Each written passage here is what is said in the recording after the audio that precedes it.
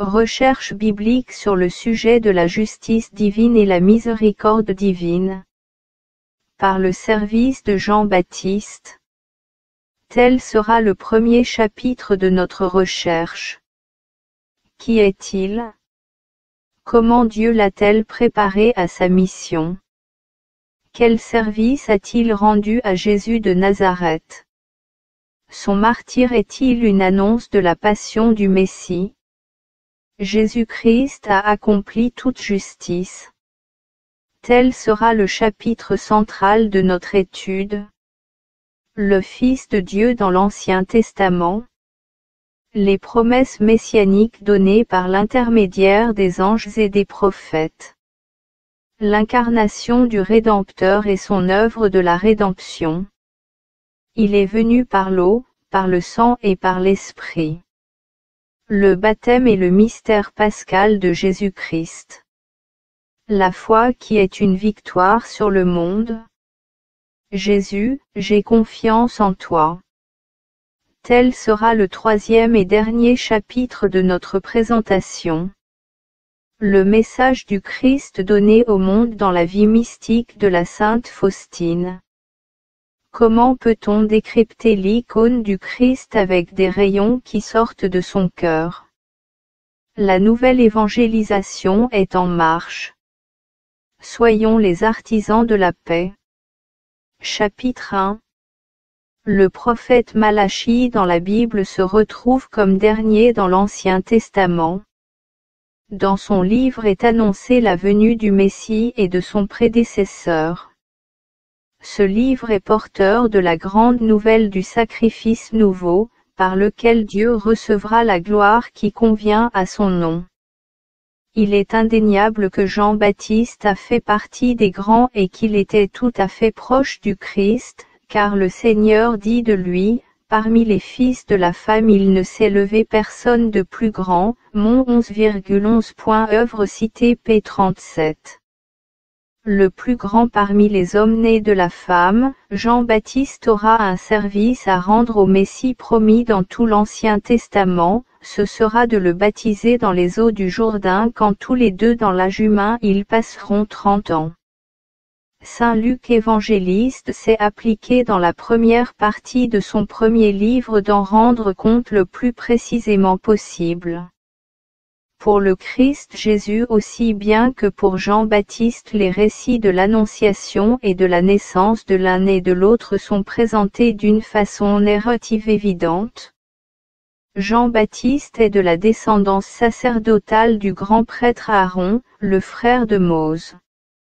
Aussi bien du côté de son père Zacharie que de sa mère Élisabeth. Ainsi son service à préparer les chemins au Sauveur du monde trouve son enracinement dans tout le culte liturgique rendu à Dieu tout au long de l'histoire du peuple d'Israël que Dieu a fait sortir de l'esclavage et de misère dans le pays d'Égypte. La première alliance de Dieu avec son peuple près de la montagne de Sina et le dos de la loi auront leurs applications dans le culte exercé d'abord dans la tente de la rencontre pendant la traversée du désert et puis dans les lieux choisis par Dieu pour cela, avant que ce soit dans le temple de Jérusalem l'office sacerdotal soit organisé selon ce que Dieu a ordonné au peuple d'Israël dans le Lévitique. L'annonciation est faite par l'ange Gabriel à Zacharie dans ce temple de Jérusalem 6 mois avant celle que le même ange portera à Marie, la Sainte Vierge à Nazareth en Galilée. Dans son message Dieu fait dire au grand prêtre en exercice que sa prière a été exaucée, sa femme stérile par elle-même et dans sa vieillesse lui donnera un fils, il doit le nommer Jean puisque Dieu fait grâce. L'ange décrit d'avance sa mission d'appeler à la conversion les fils d'Israël et la préparation pour le Seigneur d'un peuple parfait. L'esprit et la puissance du prophète sont évoqués aussi pour qu'on puisse voir tout ce que l'Ancien Testament a préparé par les grands prophètes pour que la réconciliation entre Dieu et l'humanité puisse se réaliser à travers l'alliance nouvelle et éternelle en Jésus-Christ. Le Seigneur Jésus l'explique dans cette phrase, la loi et les prophètes ont travaillé jusqu'à Jean, depuis lui le royaume de Dieu souffre violence et ce sont des violents qui y entrent. Rêve. Il est aussi annoncé que Jean-Baptiste sera rempli de l'Esprit Saint dès le sein maternel. À sa naissance son père Zacharie lui-même prophétisera sur l'enfant des choses qui s'accompliront au bord du Jourdain 30 ans plus tard, tu feras connaître au peuple le salut qui s'accomplira par une rémission de ses péchés grâce à la miséricorde de notre Dieu. Cette miséricorde divine prophétisée ici par Zacharie nous la retrouvons dans le message du Christ donné au monde et à l'Église dans la vie mystique de la Sainte Faustine.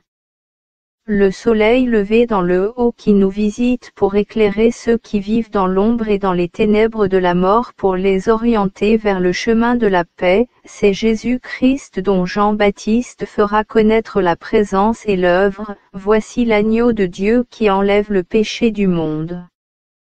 Les grands prêtres de l'Ancienne Alliance avaient une mission d'enlever les péchés du peuple d'Israël par des sacrifices d'animaux offerts, dont le sang devait être versé et porté devant le Seigneur Dieu, dans le Saint des Saints. Avant d'être égorgé, l'animal recevait les péchés par l'imposition des mains et la confession faite au nom des pécheurs par le grand prêtre. Dieu pardonnait des péchés parce que le prêtre et le peuple croyaient à la parole de Dieu qui a mis en place ces dispositions cultuelles. C'est la foi en futur agneau de Dieu qui donnait une efficacité à ces sacrifices dans la volonté de Dieu de manifester sa miséricorde à tous ceux qui croient en lui et qui obéissent à ceux qu'il a envoyés, comme prophètes, prêtres et rois. Certains prophètes étaient aussi prêtres, et Jean-Baptiste était le dernier et le plus grand parmi eux en même temps que représentant de toute l'humanité le plus grand des hommes nés des femmes selon ce qu'a dit le Seigneur Jésus dans l'Évangile. En tant que grand prêtre terrestre et représentant de l'humanité par le service que la providence divine avait prévu, l'agneau de Dieu recevra et prendra sur lui le péché du monde pour l'enlever et l'expier par son mystère pascal, sa passion et sa mort sur la croix et sa résurrection ouvrira pour tous ceux qui ont la foi la source de la justification et de la rédemption. Nous allons poursuivre ce sujet de Jean-Baptiste et sa vie et sa mission, une fois établi tout ce qui concerne Jésus-Christ et son œuvre de la justification, il a accompli toute justice. C'est le sujet central de cet exposé. Chapitre 2. Les Saintes Écritures dans la première évocation du salut parlent de Dieu qui offre à Adam et Ève, pécheurs, le vêtement fait de la peau de l'animal. Le versement du sang était donc nécessaire pour que la religion des feuilles de figuier dont se sont couverts l'homme et la femme après leur faute soit remplacée par l'initiative divine d'apporter à l'humanité une seule vraie religion qui est le christianisme. Le Caïn et Abel, les enfants de premiers parents ont le recours à la religion, mais l'Écriture nous présente une différence qui aboutira au meurtre d'Abel de la part de son frère Caïn. La pratique religieuse de ce dernier ne pouvait lui apporter la victoire sur le péché puisqu'il n'y avait pas du sang d'animaux versé pendant qu'il offrait à Dieu son culte. Par contre Abel le faisait dans son offrande où il y avait le sang de l'agneau et la graisse partie en fumée agréable au Seigneur. La transmission de la foi ne s'est donc pas faite avec les mêmes résultats entre Adam et Ève et leurs deux premiers fils. L'assassinat par Caïn de son frère Abel est le premier martyr de l'humanité pour la cause de la vraie foi que Dieu a offert à cette humanité dans son alliance, par sa miséricorde et dans sa justice qui est Jésus-Christ. Dans le jugement premier que la Sainte Écriture présente encore dans le Jardin d'Éden, après que Dieu avait cherché à rencontrer les coupables, il y a une annonce de ce Jésus-Christ et de sa mère virginale, la Sainte Vierge Marie. Nous le disons, bien évidemment dans le contexte de la foi chrétienne. Notre intention n'est pas refaire toute cette spéculation dont l'exégèse critique et scientifique demande par ailleurs d'en tenir compte. Cette femme annoncée est retrouvée aussi dans l'Apocalypse de Saint Jean, la sémence et le descendant qui va écraser la tête du serpent, etc. Dieu fait ici une promesse d'envoyer le Rédempteur, cela est évident et ce récit biblique se termine par l'évocation d'un geste divin de couvrir les premiers pécheurs humains d'un vêtement solide, annonce du salut parfait et généreux au prix du sang du Fils de Dieu qui pour nous et pour notre salut, conçu en tant que le Fils de l'homme du Saint-Esprit, a pris chair de la Vierge Marie et s'est fait homme.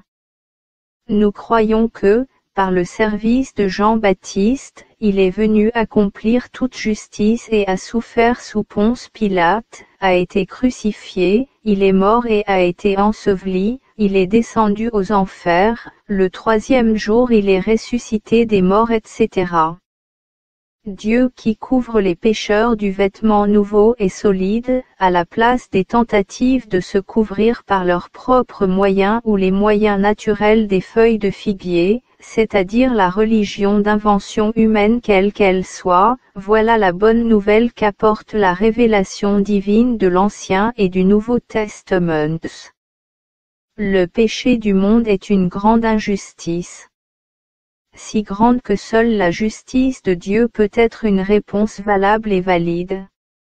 Le Verbe de Dieu fait chair l'accomplit cette justice dans le monde et dans son histoire, le plan du salut prévu et annoncé par Dieu, la Sainte Trinité, se révélera et s'accomplira dans la vie et la mission du Rédempteur divin, notre Seigneur Jésus-Christ, l'agneau de Dieu, qui enlève le péché du monde, par son baptême dans le Jourdain et l'anéantit par sa passion sur la croix.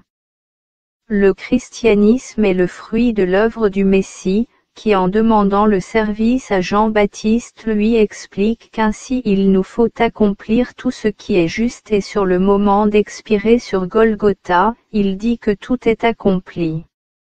Les paroles du Christ crucifié, « J'ai soif », n'avaient pour moi, avant cette étude, qu'un sens tout à fait naturel d'un homme qui souffre dans son corps le manque de l'eau, ou un sens spirituel dans le sens de vouloir sauver les âmes.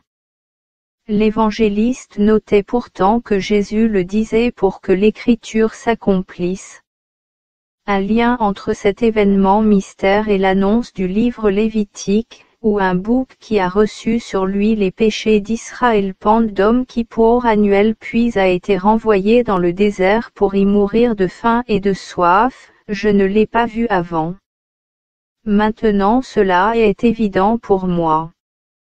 Il fallait que s'accomplisse tout ce qui a été annoncé au sujet du Sauveur du monde. Comme tant d'autres références du livre du prophète disaient sur le serviteur souffrant et de Jérémie ou Ézéchiel. La question est donc suivante, qu'on doit se poser sur l'accomplissement de toute justice qui se réalise d'abord pendant le service de Jean-Baptiste rendu à Jésus-Christ. La réaction de Jean-Baptiste nous dit la nouveauté de l'événement et de l'ignorance de celui-ci à ce propos. Jean est surpris par la demande de Jésus et tout d'abord il veut refuser de faire cela. Jésus insiste et Jean cède et le laisse faire. Ce le laisse faire dit l'essentiel dans l'œuvre du salut qui est une œuvre de Dieu seul, mais le service demandé par Dieu aux personnes appelées et envoyées à cela trouve aussi toute sa place. Ce n'est pas insignifiant dans cette façon de lire l'Évangile que de revenir dans le passé pour méditer leur première rencontre à la visitation de Marie, la mère du Christ accomplie en faveur d'Élisabeth, qui a eu lieu 30 ans auparavant à Ein Karem. Le service de Dieu incarné à Jean, le fils du grand prêtre d'Israël, Zacharie, s'est fait à cette occasion. L'enfant a été rempli de l'Esprit Saint pour être un jour son prédécesseur et baptiseur au bord du Jourdain. Une fois ce service rendu au Sauveur du monde, Jean-Baptiste le proclamera l'agneau de Dieu qui enlève le péché du monde à 2 reprises en 2 jours qui se suivent. Et quelques-uns de ses disciples deviendront ceux du Christ lui-même, des apôtres. En particulier, nous devons entendre Jean, fils de Zébédée, qui relate cette proclamation de son premier maître dans son évangile et parle en lui et ses lettres et aussi dans l'Apocalypse de ce sujet qui nous intéresse d'une manière assez explicite et claire. Par exemple, dans les entretiens de Jésus avec un certain Nicodème sur la nouvelle naissance de l'eau et de l'esprit ou dans sa lettre écrite vers la fin de sa vie que Jésus est venu par l'eau, le sang et l'esprit, son témoignage sur la foi véritable, une foi donnée à l'Église du Christ, est victorieuse du monde à condition qu'on prenne en considération tous les 3 éléments ensemble. Ne pas séparer ce que Dieu a uni, l'incarnation, le baptême, la vie et la mort, la résurrection et la gloire du Christ Jésus, mais croire fermement et fidèlement à toute cette révélation est le chemin du salut. C'est lui aussi, qui se tenait au pied de la croix du Christ et qui a vu l'eau et le sang sortir du côté transpercé par la lance du centurion. Il en donne le récit très précis et assure que son témoignage est vrai. Revenons, maintenant à notre sujet principal, il a accompli toute justice, ou dans d'autres traductions tout ce qui est juste.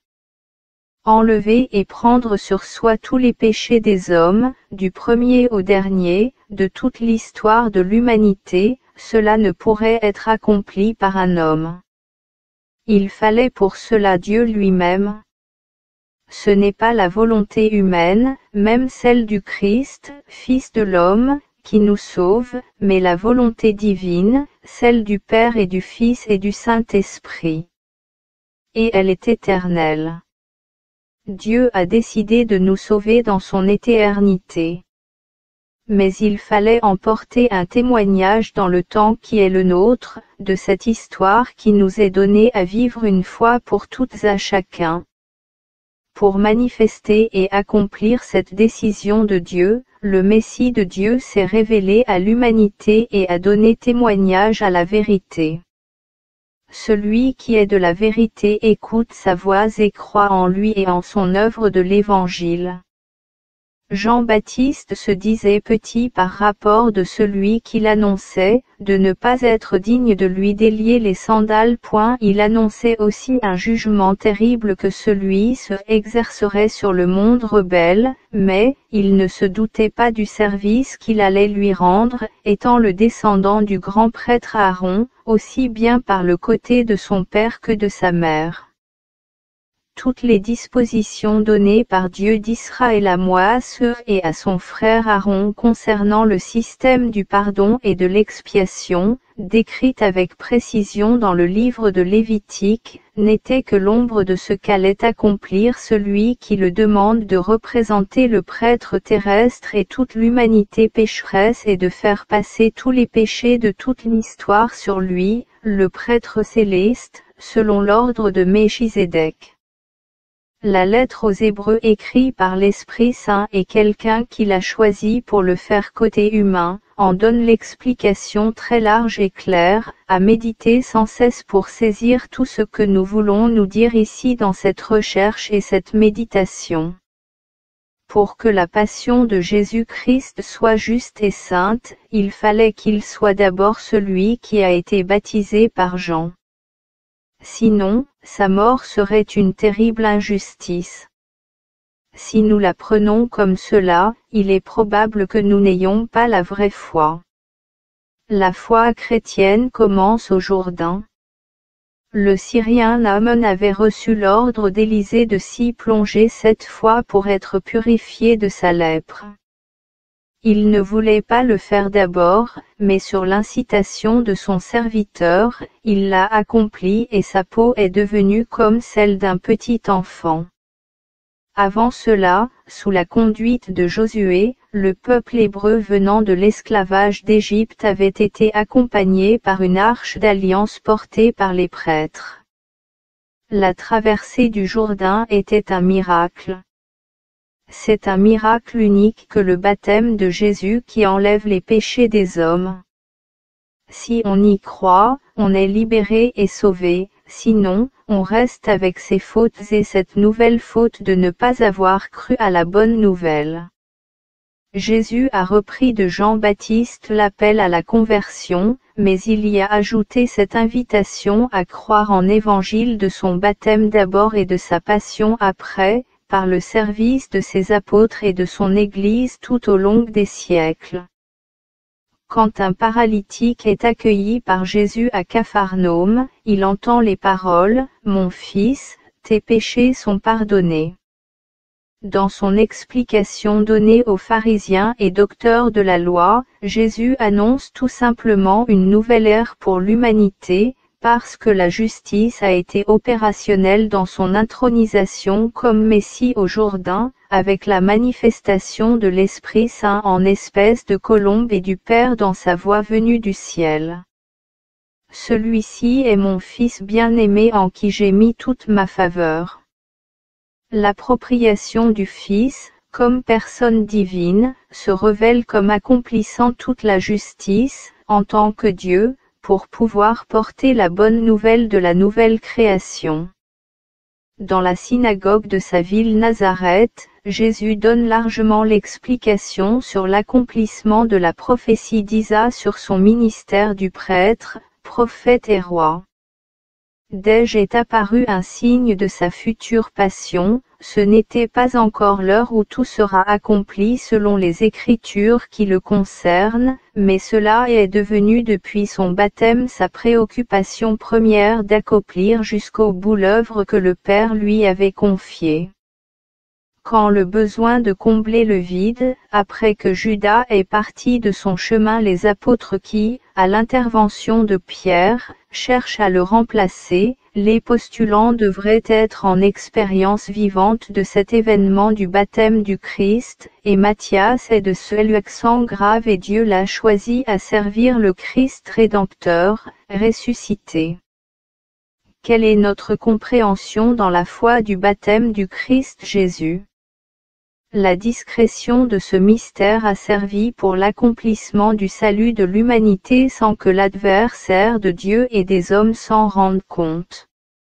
S'il le savait, il n'aurait jamais crucifié le Fils de l'homme. Et les grands de ce monde qui passent n'auraient pas contribué à ouvrir aux croyants les portes du royaume des cieux. Mais, une fois le mystère opéré, faut-il encore cacher cet instant de l'histoire où le ciel s'est ouvert pour accueillir les habitants du ciel, en compagnie des anges, pour rendre grâce éternellement à Dieu qui seul est bon. Depuis cet événement historique et qui dépasse toute l'histoire terrestre parce que Jésus est Dieu véritable et l'homme parfait, la question des péchés a cédé place à la question de la foi en la bonne nouvelle. La justice a été accomplie entre le baptême et la croix pour que la miséricorde puisse être agissante dans tout le temps et partout où vivent les hommes dans leur pèlerinage terrestre. Les péchés ne devraient plus être un problème, puisque Dieu a fait grâce à tous ceux qui croient en Jésus-Christ et son évangile. Le seul problème c'est l'annonce du Christ et de son évangile à tous et à chacun qui vivent dans ce monde. Mais, suffit-il de parler de sa croix et de taire son baptême? Sa mort alors paraîtra tellement atroce et terriblement injuste. Au lieu de prêcher la justice de Dieu, on pourrait prêcher l'injustice humaine en face de cette passion sainte et miséricordieuse. Le côté naturel de ces souffrances du Messie pourrait tellement s'imposer, que comme les disciples d'Emmaüs nous pourrions nous voir reprocher d'être lents à croire tout ce que Moïse et les prophètes et les psaumes ont annoncé au sujet du salut. Jésus en s'incarnant a pris en charge la nature humaine pour la conduire à la réparation et la transfiguration à travers sa vie terrestre. L'accordement de sa volonté humaine avec la volonté divine qui opère dans la nature divine unique et commune du Père, du Fils et du Saint-Esprit, n'est pas sans peines et souffrances que demande la justice divine. Mais, puisque Jésus accomplit cette justice et accueille ses peines et ses souffrances, nous pouvons être justifiés et sauvés par la foi en lui. Et par lui, avec lui et en lui nous pouvons désormais rendre grâce à Dieu et recevoir la gloire de Dieu, comme ses enfants adoptés. Il est donc important de découvrir et de se réjouir de ce moment, où notre situation de pécheur a été renversée en enfants de Dieu. Par notre baptême nous sommes plongés dans le baptême de Jésus, signe de sa mort et de sa résurrection. Le signe ici est à comprendre comme on a à comprendre tout ce qui concerne les sacraments. La foi conduit aux sacraments, elle en est le dispositif nécessaire. Sans la foi, on ne peut pas plaire à Dieu. La foi, nous l'avons déjà rappelé, nous fait des vainqueurs du monde. Comme la véritable foi nous relie avec Jésus qui est venu par l'eau, par le sang et par l'esprit, si nous voulons être libres de nos péchés par la foi, allons vivre la rencontre avec lui au bord du Jourdain, au moment qu'il a choisi pour recevoir nos péchés. Après seulement, allons sur le lieu de sa mort sur la croix, et que dans le sacrement de l'Église l'Esprit vienne nous réjouir de la paix que Dieu donne, depuis la résurrection du Messie et Seigneur Jésus. Autrement, comment nous allons comprendre tout l'enseignement de l'Évangile, les paroles et les gestes du Christ? S'il fallait attendre sa mort pour être sauvé, sa mission ne serait pas le dos de la foi mais seulement de l'espérance. Sa vie ferait partie de l'Ancien et pas du Nouveau Testament. C'est jusqu'où Jean-Baptiste enseigne Jésus que les prophètes et la loi se sont exercés. Après lui, le pardon est proclamé et offert et on peut s'emparer du royaume de Dieu. Chacun qui croit le reçoit chez lui et entre en possession de ses trésors inouïs. Le royaume de Dieu est au milieu de vous, il est proche, et il est enfin en vous. N'attendez pas à le voir visiblement, nous enseigne Jésus. Pour conclure ce deuxième chapitre, revenons à la dernière question sur Jean-Baptiste du chapitre 1er. Est-ce sa mort une annonce de la mort du Christ? Les prêtres de l'Ancienne Alliance faisaient passer les péchés d'eux-mêmes et du peuple qu'ils représentaient devant Dieu sur les animaux qu'ils devaient ensuite égorger et avec du sang de ces animaux chercher à obtenir le pardon de Dieu. C'est Dieu qui leur a dit de le faire ainsi. Croire à la parole de Dieu et prendre les dispositions prescrites annonçait ce qui devait être accompli dans le mystère pascal du Christ. Jean-Baptiste n'avait pas affaire avec les animaux devant Dieu mais avec Dieu lui-même. Son service était tellement grand et unique que de donner sa vie après pour le nom du Christ était de devenir grand dans le royaume des cieux. Il n'est pas plus grand que Jean-Baptiste parmi les hommes nés d'une femme. En donnant sa vie pour celui qui l'a baptisé, Jean-Baptiste prend part à la passion du Christ avec la mère du Christ, Saint Jean et tant d'autres du temps d'avant et d'après du Christ, en commençant par Abel, le juste. Comme nous avons parlé déjà de lui, tué par son frère Caïn. Les martyrs de la foi de toute l'histoire sont tels accents graves pour témoigner de Dieu qui fait justice et qui fait miséricorde. Justice divine et miséricorde divine sont comme révélation de l'amour et nous rapprochent de Dieu. 3. Chapitre. Pourquoi fallait-il donner au monde et à l'Église ce message de la miséricorde au début du XXe siècle par le service de la Sainte Faustine? Dans ce dernier chapitre de notre étude, nous espérons d'apporter une réponse qui nous paraîtra possible. Il fallait plusieurs dizaines d'années, évidemment, et il fallait encore des circonstances particulières pour que cela aboutisse à l'institution du dimanche de la divine miséricorde et à l'acceptation par l'Église de l'image et des prières liées à l'apostolat initié par la vie et le message de cette sainte. Les rayons bleus pâles et les rayons rouges sont la particularité de cette icône voulue et demandée par Jésus à la sœur Faustine dans ses entretiens mystiques et spirituels de sa vie religieuse dans la congrégation de Notre-Dame de Miséricorde. Son petit journal qu'elle a laissé par ordre dès son confesseur à la postérité nous permet de savoir beaucoup de choses sur ce culte ancien et nouveau, inspiré par l'Ancien et le Nouveau Testament. Nous nous limitons ici au seul sujet des rayons sur cette image et sur l'inscription « Jésus, j'ai confiance en toi ». À la question posée à Jésus par sœur Faustine, demande du confesseur, que signifient ces rayons? La réponse donnée par Jésus est « l'eau qui justifie et le sang qui donne la vie ».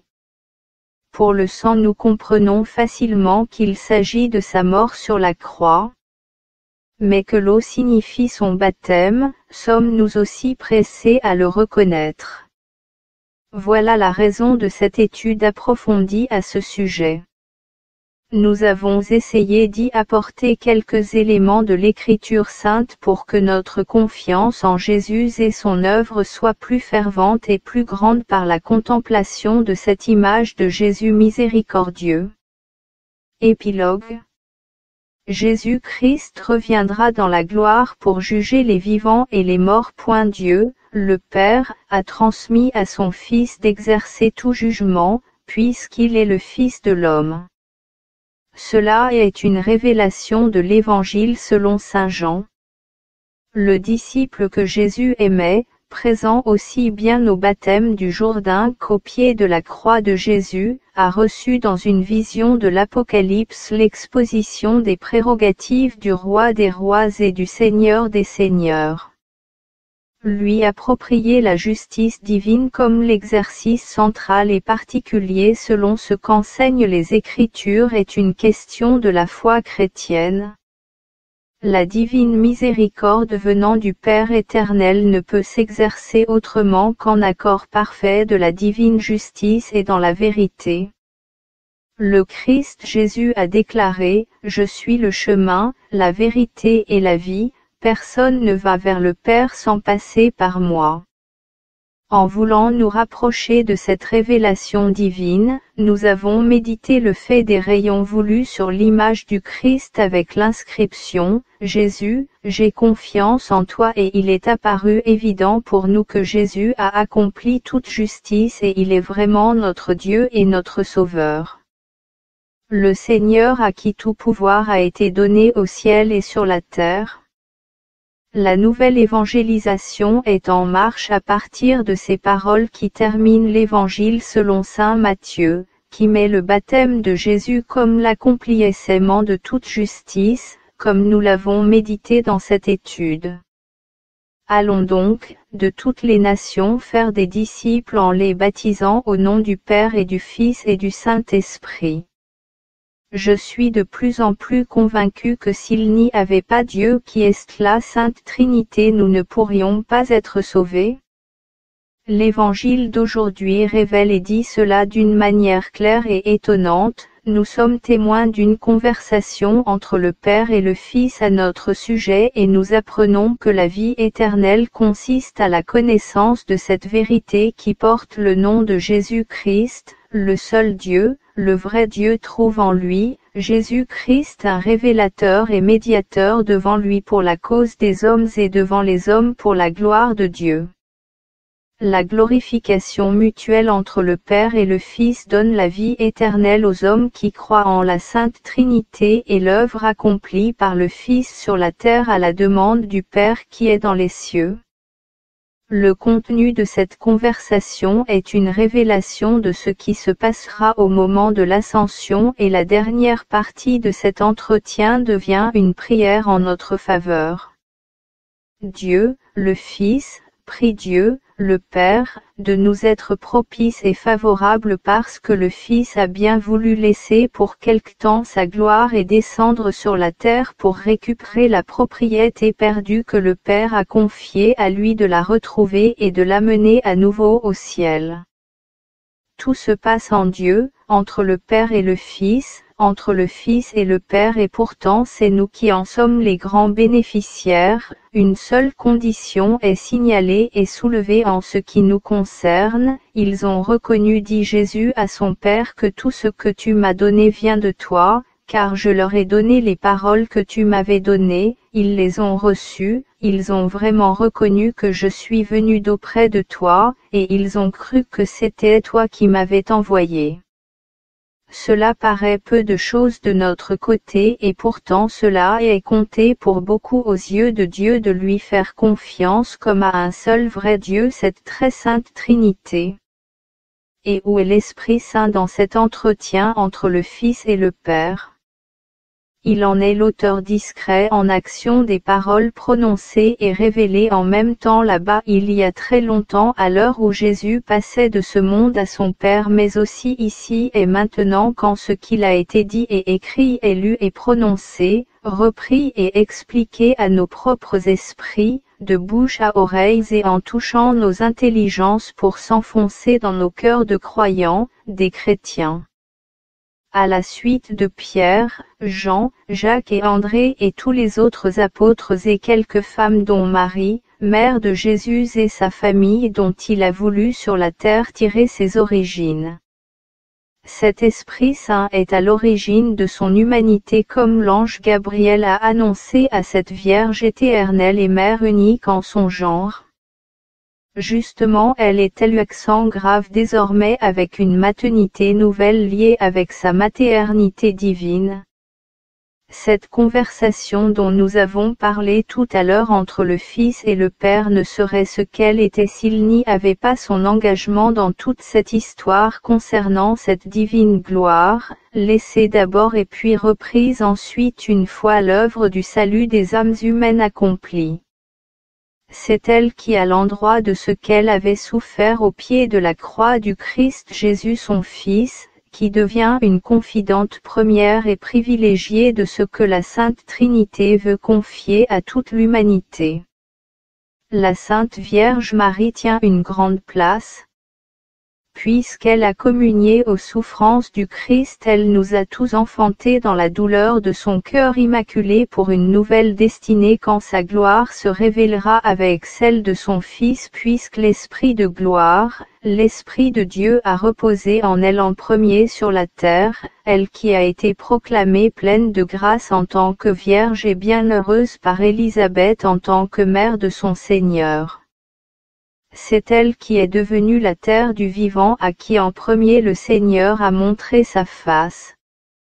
Cette dernière évocation de la scène de la visitation convient à ce jour dernier du mois de mai puisque c'est ce jour que l'Église se souvient de ce mystère du rosaire.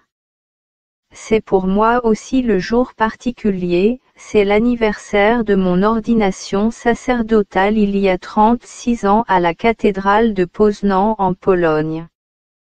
Je remercie le Seigneur de cette grâce, priez pour moi, les événements dont nous relisons les quelques traits évocateurs et caractéristiques ne sont pas que du passé, non, tout est porté et actualisé par l'Esprit Saint dont nous implorons une nouvelle acquisition. Notre gloire partagée par le Christ à ses amis vient du Père par l'Esprit. Grâce à ce nom de chrétien notre noblesse est affirmée et confirmée en toute situation quelle qu'elle soit et en particulier dans une situation d'être mal considéré par ce monde qui veut se libérer du nom du Christ et même voudrait le rejeter loin de lui comme inapproprié à ses goûts et plaisirs insensés. Puisse-t-il changer? L'association Totus Tu veux contribuer à cette conversion du monde et à son salut, avec la grâce de Dieu. Pour TRMINE, je déclare que je suis personnellement bénéficiaire de cette révélation dans mon jeune âge en regardant, dans mon église paroissiale d'origine du Saint Antoine de Padoue à Golkowice en Pologne, cette image du Christ posée juste à côté de l'autel du Sacré-Cœur, côté droite du tabernacle, et j'étais déjà attiré vers la vocation sacerdotale grâce à elle. Le Seigneur savait que ce sera ma mission particulière de le proclamer avec conviction, puisé sans cesse à cette prière que Jésus avait aussi voulu au-dessous de ses pieds. Jésus, j'ai confiance en toi. Père Casimir Kutsa JSCHR